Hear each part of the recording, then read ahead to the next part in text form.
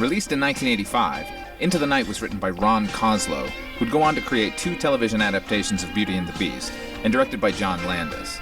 Now, if you don't know who John Landis is, clearly you've been in a coma for 40 years. Try the McRib. It's delicious.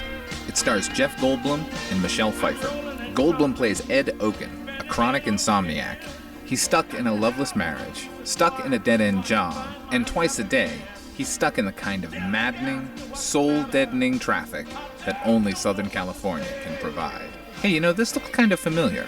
'Cause everybody hurts. Ha! Take that, 23-year-old message of empathy and hope. Acting on the advice of a coworker, played by Dan Aykroyd, Ed goes home early one day and discovers his wife is unfaithful. I'll let the film's trailer take it from here. That night, he takes a drive, and Diana falls into his life. I'm going to get back to Into the Night, but I just wanted to take a moment to point out the voice you just heard in the trailer. If you were a moviegoer in the 70s, 80s, and 90s, you no doubt recognize it. Somewhere between science and superstition, there is another world. But no holiday could ever be more deeply touching. They've come back to life. They're hungry, and they're not vegetarian. That inimitable voice belongs to this man. His name is Percy Rodriguez, and his most famous on-screen role was as a doctor in Peyton Place in the 1960s. He was also the voice of the Lochnar in Heavy Metal. Very few escape my grasp. God, he's just incredible. Let's listen to one more. It is as if God created the devil and gave him jaws. Speaking of Jaws, and back to Into the Night, this gentleman is Carl Gottlieb. He's the screenwriter for Jaws. He's one of a dozen or so filmmaker cameos peppered throughout the entire film, including Waldo Salt, who wrote Midnight Cowboy and Serpico, Rick Baker, makeup effects artist, Roger Vadim, director of And God Created Woman. The man on the crane is Daniel Petrie, who directed Rocket Gibraltar. The actor he's speaking to is Colin Higgins, who directed Harold and Maude. This is Jonathan Lynn, who wrote and directed Clue, Paul Mazursky, Lawrence Kasdan. The man with the dog is Jack Arnold, who directed Creature from the Black Lagoon, It Came from Outer Space, and basically every great science fiction film of the 1950s. Not now, Harlan. There's also Amy Heckerling, Paul Bartel, David Cronenberg, Jim Henson. Jim Henson, for God's sake. And this is Jonathan Demme, who in the following year would create his own cinematic variation on this film's theme, effectively perfecting the genre, also giving cameos to famous filmmakers.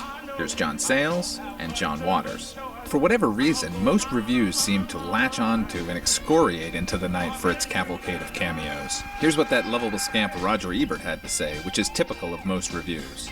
Everybody knows that a lot of Hollywood directors have walk-ons in Into the Night, but that's just the beginning. Everybody and his cousin drifts through this movie, and I have a notion that the set began to resemble a party, with a different guest list every day. Creating the experience became more important than making the movie. I too have a notion, Roger.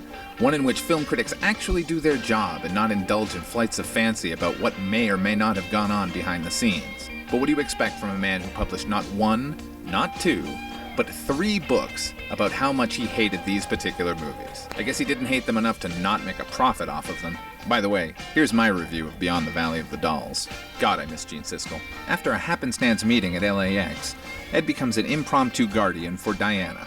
She's a failed actress turned precious gem smuggler, on the run from several dangerous antagonists, including a psychotic Frenchman and 4 former Iranian secret policemen, who manage the neat trick of providing ridiculous slapstick comedy and genuine menace in equal measure.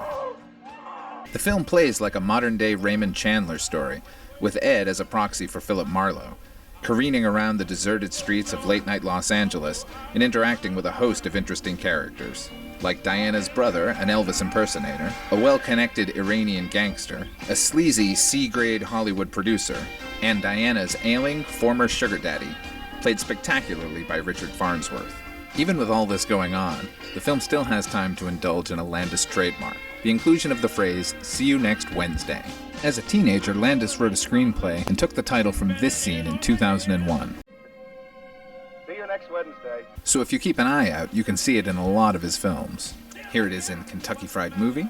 Here it's a billboard in The Blues Brothers. It appears a couple of times in An American Werewolf in London. It's spoken as dialogue at the beginning of Thriller. Here it is in the background of Trading Places. And it is a subway poster in Coming to America. As laconic LA crime films go, It never reaches the visual poetry of Altman's The Long Goodbye, or the dizzying idiosyncrasy of the Coens' Big Lebowski. But then, neither of those films had a scene where Carl Perkins and David Bowie engage in a knife fight, while Abbott and Costello plays on a nearby television.